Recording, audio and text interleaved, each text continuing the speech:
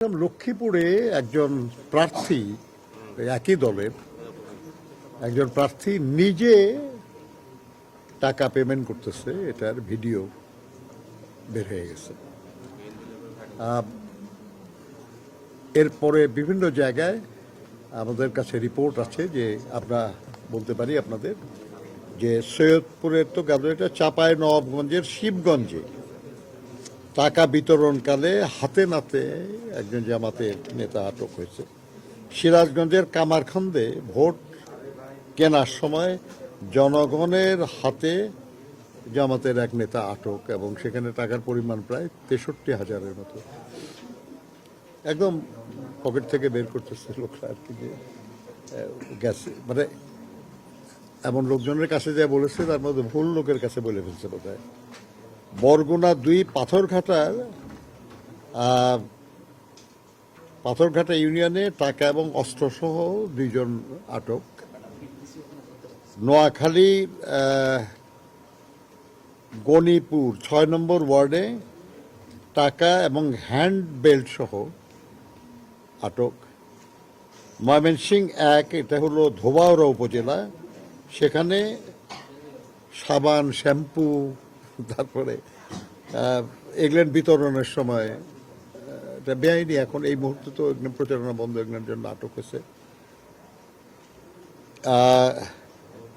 চট্টগ্রাম 9 ওই এলাকায় একজন জামাত নেতা কর্তৃক চাল, ডাল, তেল, ময়দা ইত্যাদি বিতরণকালে জনতা বাধা দিয়েছে আর কি, যে এটা পারেন না আপনারা করতে, আপনারা করতেছে। রাজশাহীর গোদাগাড়ী থানায় 8 নম্বর ওয়ার্ডে আলিপুর গ্রামে টাকা নিয়ে ভোট কিনতে আসা জামাত নেতা জনগণের হাতে আটক। তারপরে সিলেট আপনার বাংলাদেশ খেলাফত মজলিসের প্রার্থী মুসলিউদ্দিন, ওনার পক্ষে অর্থ বিতরণকালে ওখানের একজন জামাত নেতা আটক। ফেনী 1-এ জামাত প্রার্থী এক নারী ভোটারকে টাকা দেওয়ার ভিডিও প্রকাশ, এটা আমাদের ভিডিও আমরা এখানে দিয়ে আসছি সেগুলো।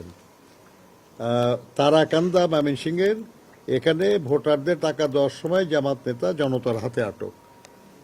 তারপরে কক্সবাজারের রামু থানার কাওয়ার খোপে ইউনিয়নের 8 নম্বর ওয়ার্ডে জামাত সহসভাপতি এবং একটা মসজিদের খতিব মিস্টার হাসান, তিনি ভোট কেনার টাকা দেওয়ার সময় সেনা পুলিশ অভিযানে বিপুল পরিমাণ টাকা সহ আটক হয়েছেন। বগুড়া 4 কাহালু উপজেলার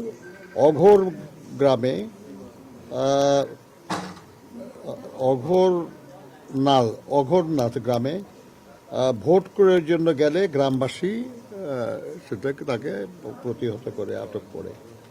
লক্ষ্মীপুর 3-এ জামাত প্রার্থী রেজাউল করিম নিজ হাতে টাকা বিলি করছে, এটা ভিডিও প্রকাশ হয়েছে। এরকম বেশ কিছু নিউজ এবং ভিডিও আমরা নির্বাচন কমিশনের ওনাদের কাছে আমরা দিয়েছি, এবং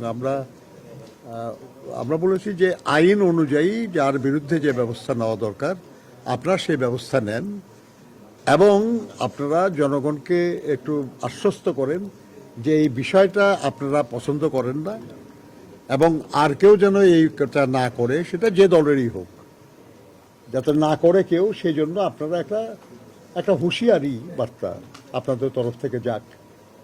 কারণ আফটারঅল মানুষ নির্ভর করছে যে নির্বাচন কমিশন এই ব্যাপারে শক্ত পদক্ষেপ গ্রহণ করবে। ওনারা বলেছেন আর কি যে তারা ব্যবস্থা নিচ্ছেন এই ব্যাপারে।